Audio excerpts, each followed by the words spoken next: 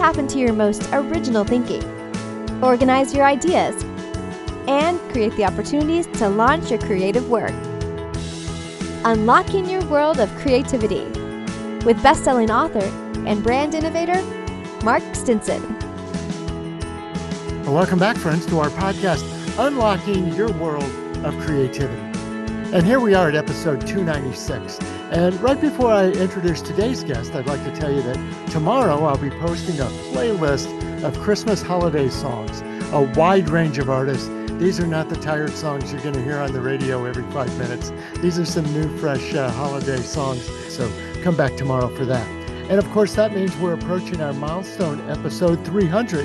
We'll have a reunion of guests planned, so you won't want to miss that.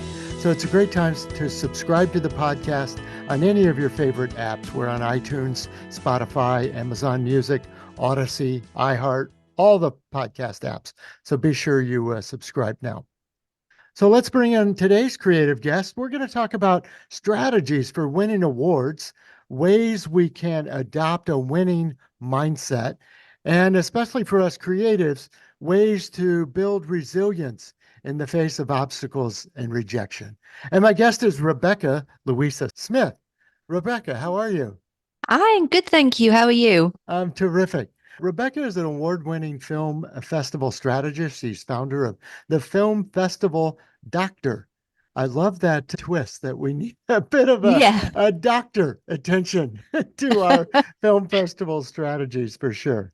What inspired you, Rebekah, to really venture into this idea of film festival strategies, not just entering, but entering to win?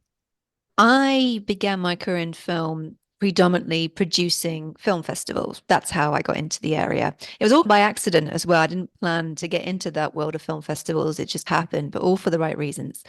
And one of the things I noticed was that I asked filmmakers what they liked and disliked about film festivals, just for like my general research, because I was really loving producing the festival. I love all that world. It was like my home, my second home. And they all said, oh, we love festivals. We love going to them, meeting new people, winning awards, getting our films seen, having fun. We actually don't know how to get our films into festivals. There's nobody we can turn to ask. So we're just hoping for the best and seeing what happens, which I thought, well, that's not a good strategy. So clearly, there's a lot of festivals. At that time, this is back in 2010, there's a lot more festivals now than what there was then. There's a lot more films getting made. So it becomes harder and harder each year. But you need to have a strategy because you have to, if you don't know what you're doing on the festival circuit, otherwise it becomes very overwhelming and you end up getting no results and demoralizing. So I was like, I'm going to start this company up. So I did my research and there was one person who was doing it at the time, not anymore, but he was doing it. And it was a kind of a side gig, but I thought there's plenty here to develop and it's a great model that he's got. And I thought, I'm going to make this service, which is probably seen as like a luxury service, having a festival strategist by your side, and make it into a more mainstream and essential part of the distribution process for films. Mm-hmm. And you started your career in the UK. You're based in Dallas now. Tell us about that journey and what you've learned from the various creatives and filmmakers, because you must have seen some connecting of the dots, but also things that jump out as here's what's working, here's what's not working, here's what we need to focus on, here's what we need to eliminate, all these kinds of things. What have you seen? So I've seen since I began this company to present day, there's been a surge of film festivals. Some are really good and really important. They're really important for the community, for the locals, for the industry, where they are. And then they grow and grow because they're very committed people that are doing it because they want to celebrate film and it's not a business venture. But there's also been a lot of festivals which are making money through doing these like online award festivals, which aren't really a festival. A festival is like a physical event where people go and watch films, discover filmmakers, celebrate and come together and have organic networking and strengthen their careers and get confidence by getting the film out there. These online award festivals are scams because you just buy an award. It means absolutely nothing. No one sees the film. We didn't even get watched. So they say, oh, right, it's a comedy. Let's give it best comedy. They're not the best things. And I want those like literally expand. But unfortunately, that's not going to happen because of bigger fish don't really do much about that in terms of like certain platforms. But there you go.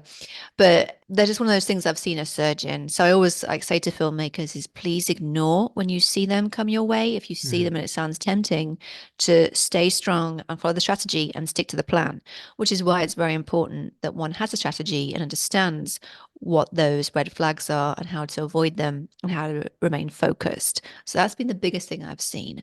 I've also seen an increase in films. Like there has been so many more films made, and that is due to changing technology. I have films that come my way that are shot on a mobile phone and look Mhm. quite good. Like Tangerine broke that mold of this is what you can do on a mobile phone. Before, like there was an iPhone 13. So now there's even equipment made for mobile phones, and there's categories that are mobile phone films that are, quite interesting. VR has become now a thing at festivals, never used to be.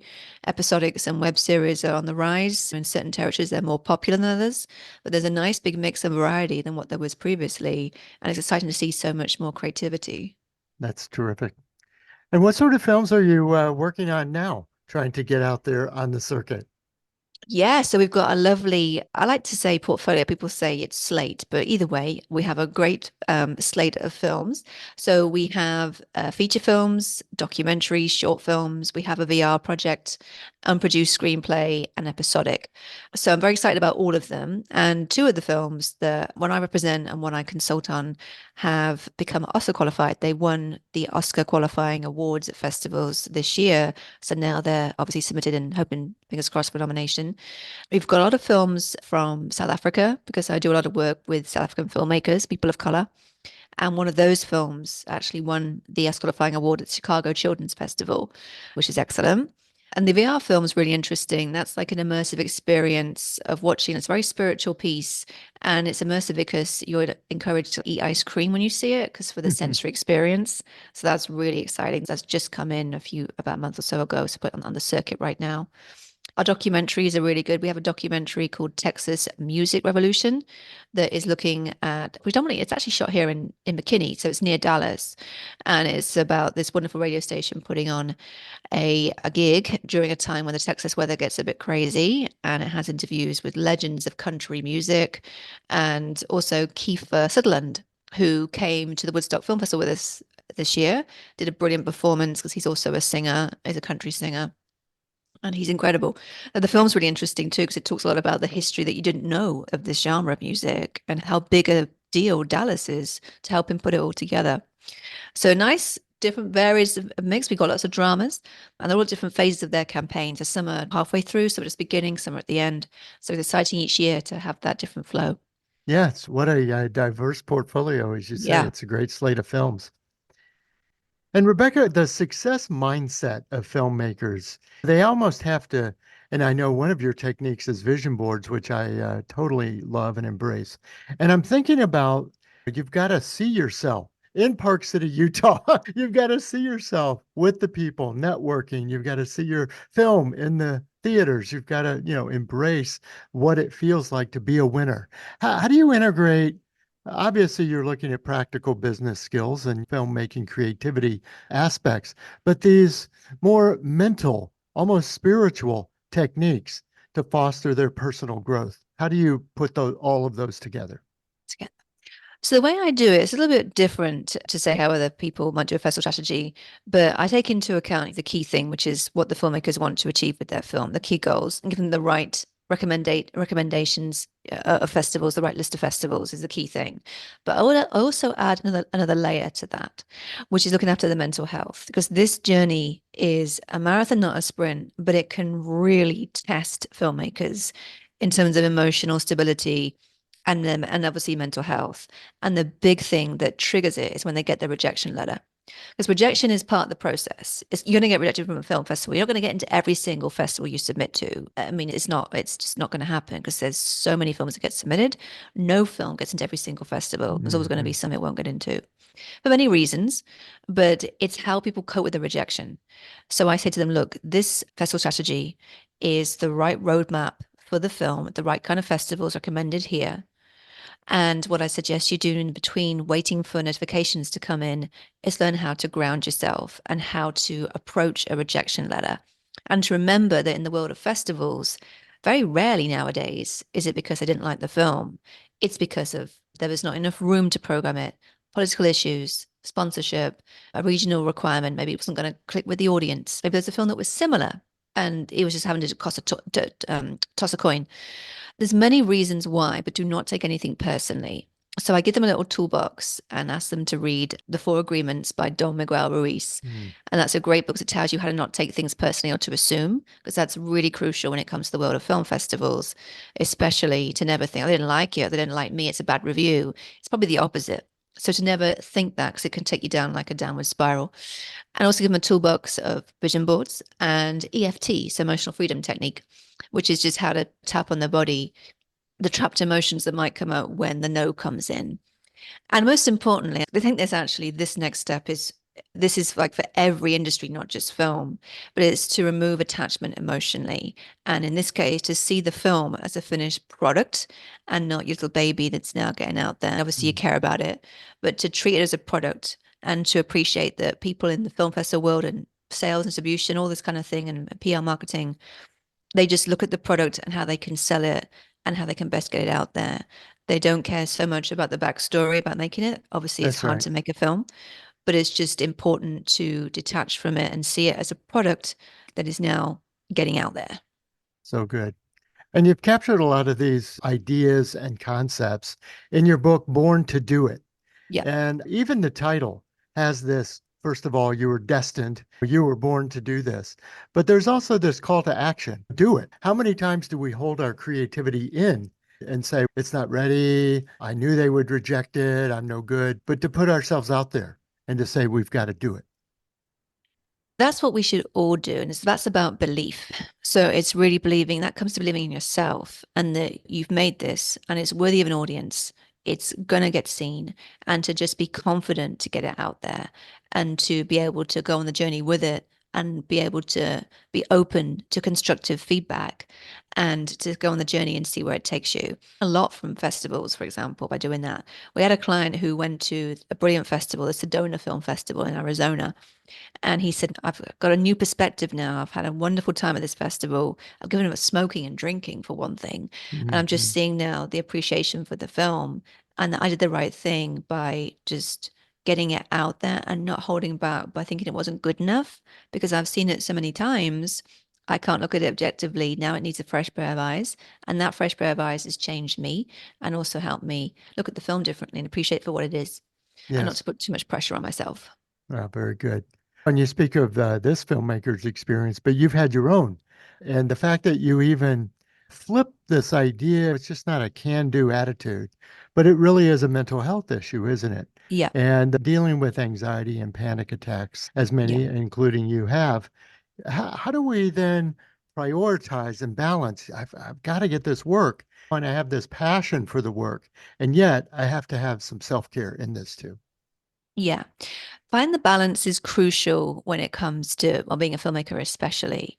And the way to find it is to have a 50-50 in your life. So it can get very all consuming when you're making a film and the edit process, the whole lot. And festivals can become time consuming too, going there, but also doing submissions, organizing them. It's a lot of time. So to do is what I call the 50-50. So spend half the day on the film and the other half of the day is to really get out. Like the way I do it and say to people is to get out and be with nature, go for a walk, go for a long walk, do what you need to do. But remember not to get so immersed that it just becomes exhausting and you then get fatigue. Because you can't have fatigue when you're doing film festivals, traveling the circuit and being a filmmaker. It's really important to break the day down. And when you come back from a long walk or just get a time out and not look at it, you become more fresh and rejuvenated and able to carry on. And that's a balance. If you end up doing 8 hours straight and feel drained, that means it feels too much like work and not what your sole purpose and what you should be doing because you need to take that recharge. It's really important to keep doing that. So that's how I say to get the balance and to also not keep thinking about the film. So when you've done the submissions for the film for festivals, then you detach and then do something else that could start getting your creativity flowing. But just remember that it's safe and it's all intact and things will come together, but not on your timeline. We Mm. don't know when the first invite will come in, when and where that will be. It could be that we get some no's, then a yes, or yes, no, or yeses, then a no. We don't know. But to remember that it's safe and then to look after yourself and not let it keep bugging you every day and to instead focus on other things. Mm-hmm. I know over my career, I can't tell you how many creative award shows I might have entered. One, a lot of time, two, a lot of money. And yes, the plaques are great to get, the trophies are great to collect. But you're talking about something here, and I'm just curious. I've never engaged an award doctor, award consultant. And I just wondered if that might help with the detachment is to have someone else take a look at this instead of, as you described it, my baby, that I'm trying to, it's not a pageant, it's an award show. So Exactly. you can detach from it. Do you think that helps? It does, because we tend to come on board. Not the time people come to me with a finished film or a film that's almost finished. And then obviously we have emotional detachment. We don't attach to the Hmm. filmmaker, the client. We haven't seen the film or this. We come in on with a fresh pair of eyes. That's a really good thing. And also what we do to add another layer to that is we're coming from the point of view and giving feedback from the perspective of a film festival programmer. And they watch films very differently to how mum and dad and the milkman would watch things. So we're coming in a very specific way that gives very specific feedback to shape what is festival life. I've got one client at the moment who's saying everyone says it's wonderful. I said, well, yes, that's because they're cast and crew and it's the family. They're not festival programmers. These people are very different how they watch things. So it's important to accept the feedback that we give. So we're coming from a different angle. And it helps a lot. It does help a lot because people, as I say, during this time is when they can't see what the film is and what its drawbacks might be. And Mm, it's being told it's fantastic is not helpful. But we're not going to do that. I'm not going to just take the money and say it's wonderful and get extra funds. We're going to be very honest and say this is what it can do. Here are the obstacles, here are the advantages, here's where you should place the film. And it's about acceptance because obviously this is a different world. And it's important to maybe be able to transition to that world. And the more you can do that is by letting go and having that balance. yes.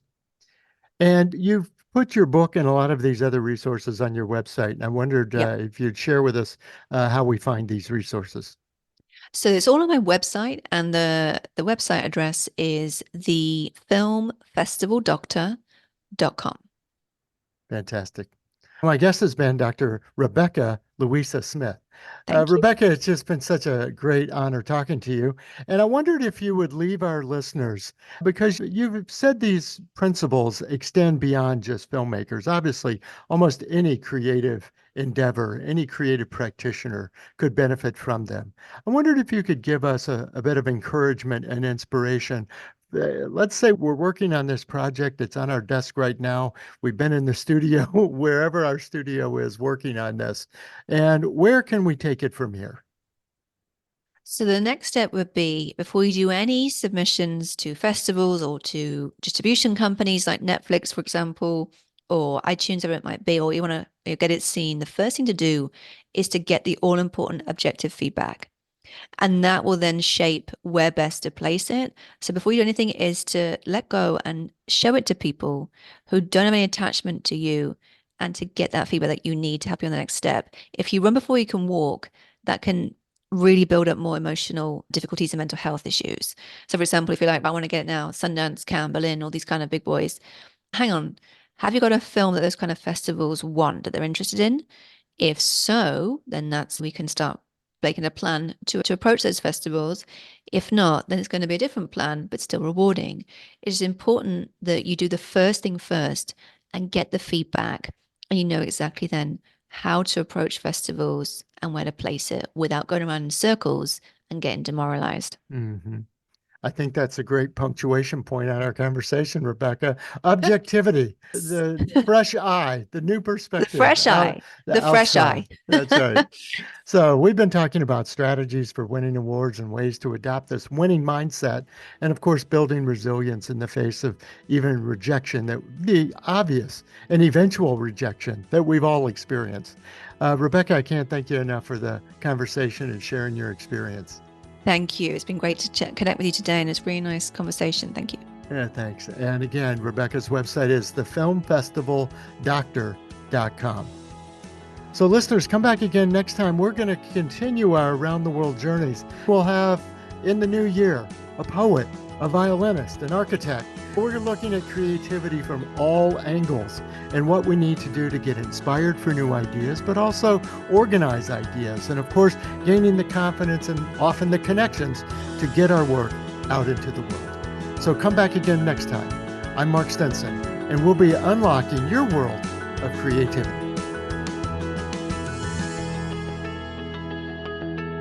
Unlocking Your World of Creativity with best-selling author and brand innovator, Mark Stinson.